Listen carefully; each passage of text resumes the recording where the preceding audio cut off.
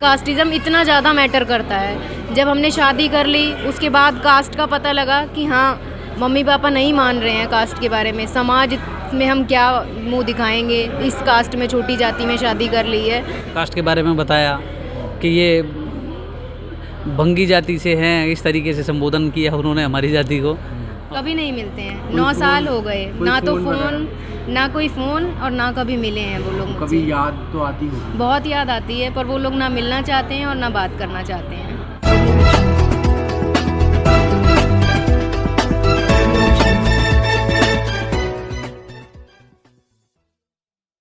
नमस्कार, मैं विकास, आप देख रहे हैं जस्ट टीवी इंडिया और तमाम खबरें मैं आपके लिए लेकर आता हूं, चाहे वो कोविड से रिलेटेड हो या तमाम देश में जो तमाम हलचलें होती हैं उनको मैं आपको दिखाता रहता हूं। लेकिन इस समय अभी 14 अप्रैल बाबा साहब की जयंती थी। बाबा साहब का बड़ा सपना था जाति तोड़ने का। उनका सपना था कि समतामूलक समाज हो और इस देश में जाति विहीन और समतामूलक समाज हो। और उनका ये सपना मैं कहूँ वर्तमान भारत में ये जो युवा पीढ़ी है वो कर रही है।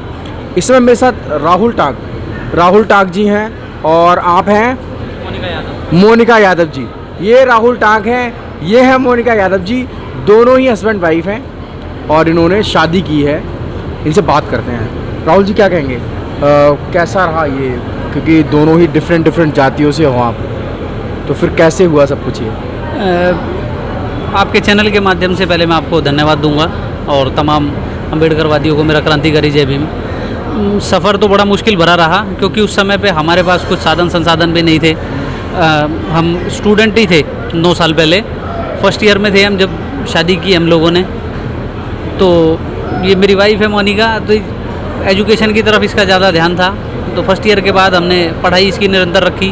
ग्रेजुएशन कराई मैंने शादी के बाद, पोस्ट ग्रेजुएशन कराई, बीएड कराई, उसके बाद सीटेट के भी दोनों एग्ज़ाम इसने क्लियर किए हैं। इसके साथ साथ मुझे भी प्रेरणा मिली पढ़ने की, क्योंकि मेरी मजबूरी थी इसका एग्ज़ाम दिलवाने जाना बीएड का। तो 2 साल वो कब बीत गए, मेरी भी बीएड हो गई तो मुझे भी नहीं पता चला। और शादी के बाद साहब जाति का तो आपको पता ही है कि वो कहीं ना हमारे रास्ते में आती है। आप कुछ भी बन जाओ, एसपी, आईएएस, कलेक्टर, कुछ भी बन जाओ, पर वो आपके सामने आती है। विडंबना ये है कि जो हमारे ही सहपाठी बोल सकते हो, हमारे ही ग्रुप के बोल सकते हो, या हमारे ही ब्लड बोल सकते हो, SC ST OBC जैसे कि हमारे महापुरुषों ने कहा है, वो अपने आप को इस कैटेगरी में मानने को तैयार ही नहीं है। ये सबसे बड़ी विडंबना है। शेड्यूल कास्ट में इतनी सारी जातियां हैं, वो अपने आप को एक होकर मानने के लिए तैयार नहीं है। OBC के अंदर इतनी सारी जातियां हैं, हर कोई अपने आप को सर्वश्रेष्ठ मानता है, दूसरे नंबर पर कोई मानने के लिए तैयार नहीं है। तो काफ़ी परेशानियां रही उस टाइम पे, और रिजल्ट ये है कि आज भी 9 साल हो गए आज हमारी शादी को, तो इनके घर वाले आज भी एक्सेप्ट नहीं करते इनको। बहरहाल हम शुरुआत कैसे हुई थी राहुल आपकी? ये जो आप लोगों का मतलब प्यार जो आप लोगों का है वो कैसे शुरू हुआ, कहाँ शुरू हुआ, कब आप लोग मिले फर्स्ट टाइम, थोड़ा सा बताएंगे? जी, हम प्रिंस पब्लिक स्कूल है एक बुद्ध विहार के अंदर, तो हम दोनों उसमें पढ़ते थे। हाँ, दिल्ली की बात है। दिल्ली में ही प्रिंस पब्लिक स्कूल है, तो उसमें क्लासमेट रहे हम। 4th क्लास से लेकर 12th क्लास तक हम क्लासमेट रहे। स्कूल के बाद भी हम निरंतर बात होती थी हमारी। स्कूल छोड़ने के 2 साल बाद मतलब हम अच्छे दोस्त बन गए।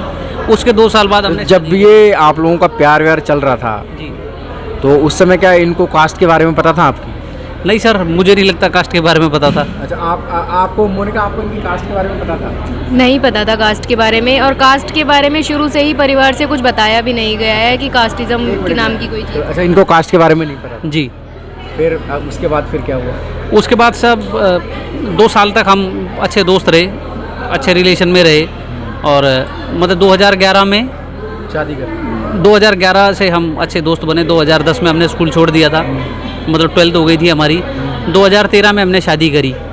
हाँ, लेकिन फिर इनको कास्ट के बारे में बताया आपने? इनको कास्ट के बारे में बताया था शायद 2012 में पता लग गया था। 2012 आपको जब पता लगा ये वाल्मीकि कम्युनिटी से हैं, तो क्या उस समय क्या लगा आपको? मुझे ऐसा कुछ फील नहीं हुआ, क्योंकि मैंने कास्ट के बारे में शुरू से लेके जब से हम लोग पैदा हुए हैं तब से हमने कास्ट के बारे में कुछ पता ही नहीं था हमें कि कास्टिज़म इतना ज़्यादा मैटर करता है। जब हमने शादी कर ली उसके बाद कास्ट का पता लगा कि हाँ, मम्मी पापा नहीं मान रहे हैं कास्ट के बारे में, समाज में हम क्या मुंह दिखाएंगे, इस कास्ट में छोटी जाति में शादी कर ली है। जब पता लगा है उस भेदभाव से फिर लड़ने की हमने सोची है कि हाँ अब तो अब इनको कास्ट के बारे में पता लग गया, लेकिन इन्होंने वो रिएक्ट नहीं किया। उसके बाद फिर शादी की बात हुई, तो शादी कैसे की आप लोगों ने? शादी साहब यही जैसे सालगिरह है, अप्रैल था, हम घूमने गए हुए थे कहीं, तो घर वालों को पता चल गया। इसके नवरात्रों का टाइम था जब शादी करी हमने, अप्रैल में जो आते हैं, अभी 5-7 दिन पहले ही गए हैं। मेरी जेब में केवल 100 रुपये थे जब शादी करी जब हमने कि अब कल शादी करेंगे। 21 साल उम्र थी मेरी साहब जब शादी करी मैंने, तो बस ये प्लान बना कि कल शादी करनी है। पैसे नहीं, इसके पास भी पैसे नहीं, कोई ये भी नहीं है कि कोई प्लान किया हो हमने किसी प्रकार से, कुछ भी नहीं था हमारे पास। नेक्स्ट डे जब शादी के लिए आते हैं तो सब सोचते हैं कि आप अपने घर से ये ले आओ, ये सामने है, सब बोलते हैं ना कि आप अपने घर से पैसा ले आना, कुछ भी ले आना। तो ऐसा कुछ था नहीं मेरे लिए भी। तो ये मोनिका अपने घर से बैग में पुस्तकें लेके आई पढ़ने के लिए, 1 या 2 जोड़ी कपड़े लाई थी, और शायद 1500-2000 रुपये थे, 1-1, 2-2 के सिक्के। उनकी तो फ़ोटो कॉपी कराई हमने जो वो सिक्के थे। और मेरे पास केवल आप यकीन करिएगा 100 रुपये थे, वो मेरी मदर ने मुझे दिए तेल डलाने के लिए, बाइक थी मेरी के तेल डलाने के लिए, और इसके अलावा मेरे पास पैसे नहीं थे। नेक्स्ट डे फिर इतना बड़ा डिसीजन ले लिया आपने शादी का? नेक्स्ट डे जब शादी कर ली हमने रोहिणी कोर्ट से, तो किसी वकील को दिखाई, वो बोला कि वैलिड नहीं है शादी, आर्य समाज मंदिर से थी वो, और रजिस्ट्रेशन कराना पड़ेगा, शादी रजिस्टर्ड करानी पड़ेगी। उसके लिए करीब 20 से 30 हज़ार रुपये, 40 हज़ार रुपये चाहिए थे, और मेरे पास आप यकीन मानिएगा 100 रुपये भी नहीं बचे थे जब इतना बड़ा डिसीजन लेना था।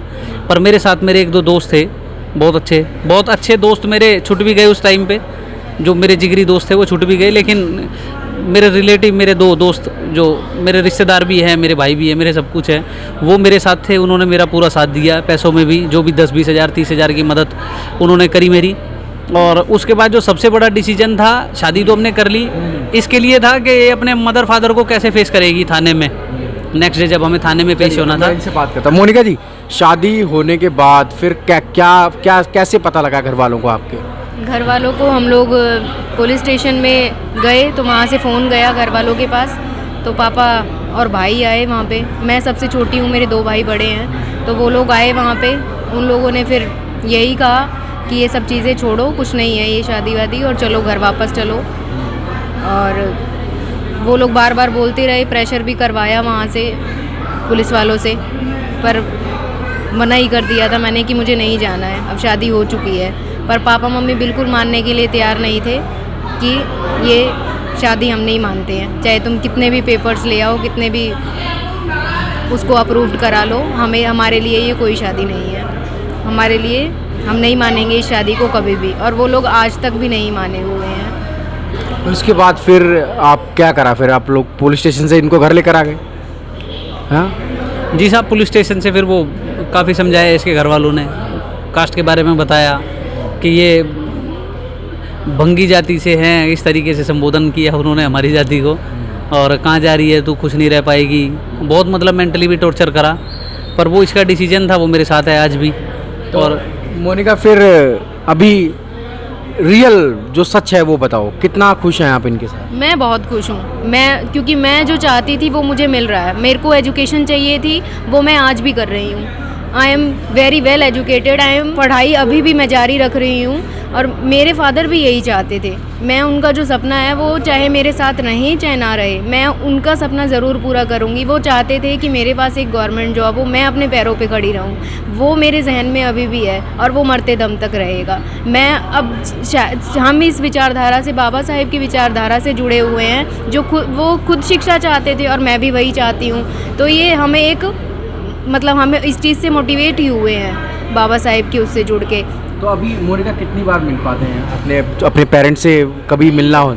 कभी नहीं मिलते हैं, 9 साल हो गए, ना तो फ़ोन, ना कोई फ़ोन, और ना कभी मिले हैं वो लोग। कभी याद तो आती होगी? बहुत याद आती है, पर वो लोग ना मिलना चाहते हैं और ना बात करना चाहते हैं, सिर्फ इस शादी की वजह से, कास्ट की वजह से। सबसे अहम मुद्दा जो है वो कास्ट है।